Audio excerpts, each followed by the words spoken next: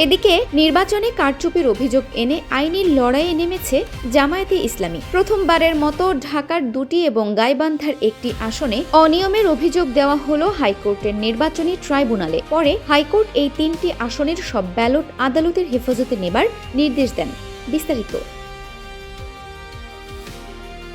ত্রয়োদশ জাতীয় সংসদ নির্বাচনের পর বেশ কয়েকটি আসনে কারচুপির অভিযোগ এনেছে জামায়াতে ইসলামী। অভিযোগ তুলেছে বিএনপিও। তবে আইনি লড়াইয়ে সবাইকে ছাড়িয়ে প্রথমবার হাইকোর্টে জামায়াত। ঢাকা 6, 7 এবং গাইবান্ধা 4 এর পরাজিত প্রার্থীরা হারের কারণ কারচুপি উল্লেখ করে হাইকোর্টের নির্বাচনী ট্রাইব্যুনালে আবেদন করেছেন। পরে হাইকোর্ট এই 3টি আসনের ব্যালট সহ সব নথিপত্র জব্দের নির্দেশ দেন। আইনজীবী বলেন, এখানে লেখা থাকার কথা সেন্টার নম্বর। এটা কোন সেন্টারের সেই সেন্টারের নামই লেখা নাই এবং এই লেখাটা থাকার কথা হচ্ছে এই রকম প্রিন্টেড। এইগুলো দেখার পরে মাননীয় আদালত সন্তুষ্ট হলেন এবং অনারেবল হাইকোর্ট ডিভিশন এগুলো সবগুলো অ্যাডমিট করে নোটিশ ইস্যু করলেন।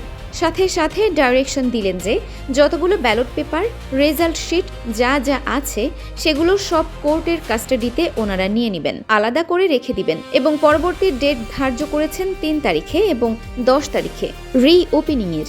জামায়াত মোট 32টি আসনে কারচুপির অভিযোগ এনে হাইকোর্টে লড়বে। আগামী রোববার শুনানি হবে 6টি আসনের মামলার। সাক্ষাৎকারে আরও বলেন, 6-7 হাজার পোস্টাল ভোট আছে যেগুলোকে বাতিল দেখানো হয়েছে, সেই কারণে আমরা এটা দিয়েছি এবং আমাদের নেক্সট অ্যাপ্লিকেশনটা হবে ওই ভোটগুলো সব রিকাউন্ট করা। সো এই প্রথম আজকে এই 3টা দিয়ে শুরু হলো মনে হয় আনুষ্ঠানিক যাত্রা। এদিকে বগুড়া 6 ও শেরপুর 3 আসনের নির্বাচনে গণভোট যুক্ত চেয়ে ইসিকে লিগ্যাল নোটিশ পাঠিয়েছেন এক আইনজীবী। Arefin Farha, desk report, DSK TV।